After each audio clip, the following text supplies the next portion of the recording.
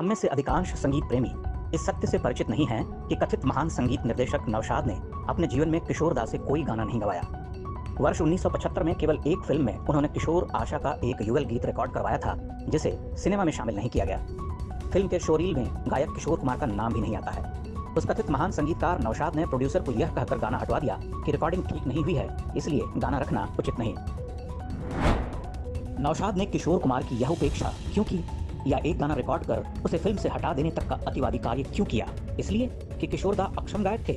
इसलिए कि नौशाद की बनाई धुनों में किशोर के लिए स्पेस नहीं थी? नहीं, इसलिए कि नौशाद किशोर से अत्यधिक घृणा करते थे। इस घृणा का कारण बताना आवश्यक नहीं है, स्वतः स्पष्ट है। अपने प्रिय गायक मोहम्मद रफ़ी के सामने उनके ही कद का दूसरा गायक उन्हें स्वीकार न था। ध्यान रहे, नौशाद ने मन्ना दा जैसे शास्त्रीय संगीत में सिद्ध गायक को भी बहुत कम अवसर दिए। कुछ गानों के लिए मन्ना दा को बुलाना उनकी विवशता थी। किशोर कुमार के प्रति नौशाद की कुंठा एक चरम का भी पता चलता है। वर्ष 1985 में मध्य प्रदेश सरकार ने संस्कृति सम्मान के लिए एक ज्यूरी गठित की, जिसमें प्रीतीश नंदी, महान गायक कुमार गंधर्व और नौशाद आदि शामिल थे। मंच से जैसे ही खंडवा के किशोर कुमार को चुने जाने की घोषणा हुई, तमतमाए नौशाद मियां मंच छोड़कर चले गए। यह बात प्रीतीश नंदी ने स्वयं लिखी है, जबकि कुमार गंधर्व जैसे महान गायक किशोर दा के नाम पर प्रसन्न थे। आप कल्पना कीजिए कि कोई लब्ध प्रतिष्ठित संगीतकार कितना नीचे गिर सकता है। उसमें इतना धैर्य, इतनी शिष्टता, इतनी गरिमा भी नहीं थी कि वह एक सरकारी सार्वजनिक मंच की गरिमा का सम्मान करता। नौशाद की इस कुंठा का एक ही उत्तर है, वह एक अत्यंत छोटी सोच के मनुष्य थे, संकुचित और धर्मांध।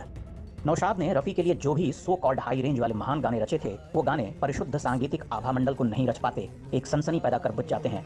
तो वो दुनिया के रखवाले, सुन दर्द भरे मेरे लाले।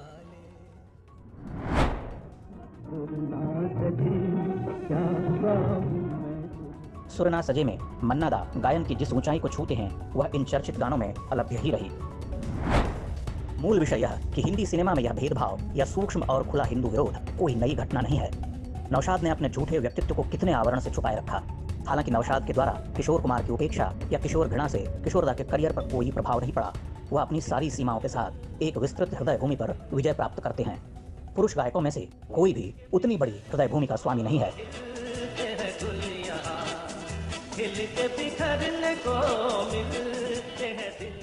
किशोर की आवाज दौर और युग का संतरण करती है, उसमें बुढ़ापा नहीं है। वह अपने अंतिम वर्षों में कुछ बोझिल अवश्य हो जाती है, किंतु उसमें जैसा मेल हीरोइक गुणधर्म और कोमलता एक साथ है, वैसा किसी और गायक की आवाज में नहीं है।